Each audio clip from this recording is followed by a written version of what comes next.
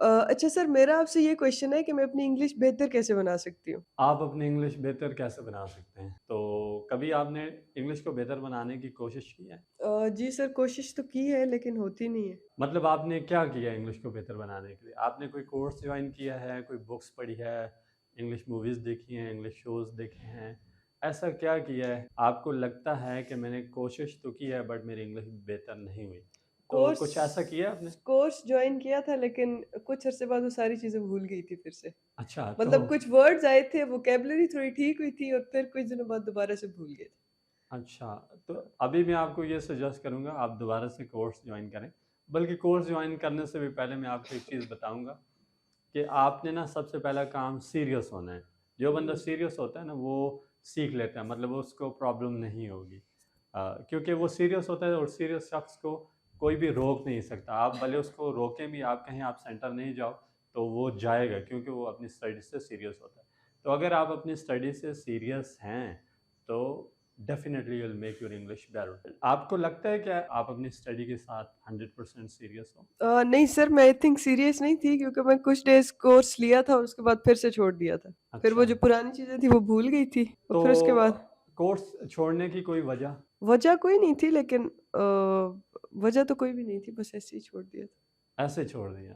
अच्छा, हम लाइफ़ में सबको ऐसे ही छोड़ देते हैं। हाँ, कभी-कभी ऐसा होता है हम किसी को ऐसे ही छोड़ देते हैं, तो ऐसे नहीं छोड़ना चाहिए। कुछ ना कुछ वजह होनी चाहिए जिसकी बिहा पे हमने ख़ैर ये तो लैंग्वेज कोर्स आपने इसको छोड़ दिया तो इसको तो मेरे ख़्याल में ये ना ही डिप्रेशन में गया होगा और ना ही इसके साथ कुछ मसले-मसाइल आए हों। I would suggest you to join language course once again. I want you to be 100% serious and you have to spend a lot of time there, the place where you're doing your course and definitely you'll improve. अब आपको किस चीज़ की ज़रूरत है? क्या आपको लगता है कि आपके अंदर मोटिवेशन नहीं है या आपको लगता है कि आप इंग्लिश की शौकीन ही नहीं है? क्या आपको शौक है या नहीं? मुझे ऐसा लगता है कि मुझे कुछ अरसा शौक होता है इंग्लिश का कि अब मैं सीख लूँगी। 3-4 हाँ। दिन बाद मेरा शौक खत्म हो जाता है, फिर आता है, फिर खत्म हो जाता है। हाँ, मतलब ये होता है शुरू में दिल करता है कि मैं सीखूँ और 4-5 दिन जी, जी, बाद जी। जब बंदा सोचता है कि मैं नहीं बोल पा रहा और फिर उसका वही एनर्जी लेवल जो है वो दोबारा ज़ीरो पे आ जाता है। So you need to motivate yourself, उसके लिए आप मोटिवेशनल वीडियोज़ साथ में देखा करें, जो कि फ्यूल का काम करती हैं। तो अगर आप मोटिवेशनल वीडियोज़ नहीं देखेंगे फिर ऐसा ही होगा।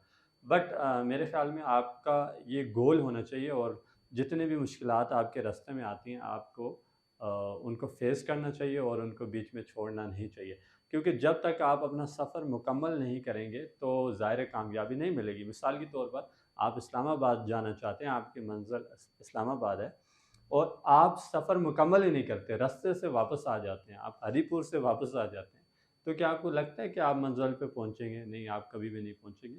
तो पहला स्टेप तो ये है कि आपको अपना सफ़र जो है उस मंज़िल का वो पूरा करना चाहिए और वहाँ पे जाके आप देखें कि आपको कुछ इम्प्रूवमेंट हुई है या नहीं। So are you gonna complete your journey? क्या आप अपना सफ़र मुकम्मल करेंगे? जी सर, मैं करना चाहती हूँ और मैं कोशिश करूँगी कि इंशाल्लाह मुकम्मल करूँगी। अच्छा, कोशिश करूँगी का मतलब ये होता है कि मैं नहीं करूँगी, क्योंकि ये कोशिश करूँगा या कोशिश करूँगी ये एक एक्सक्यूज़ होता है। आप या तो ये कहें मैं करूँगी या तो ये कहें मैं नहीं करूँगी। तो ये जो मैं कोशिश ये बीच वाला जो है ना ये बहाना होता है। तो इसको निकाल दें, आप कहें जी मैं करूँगी।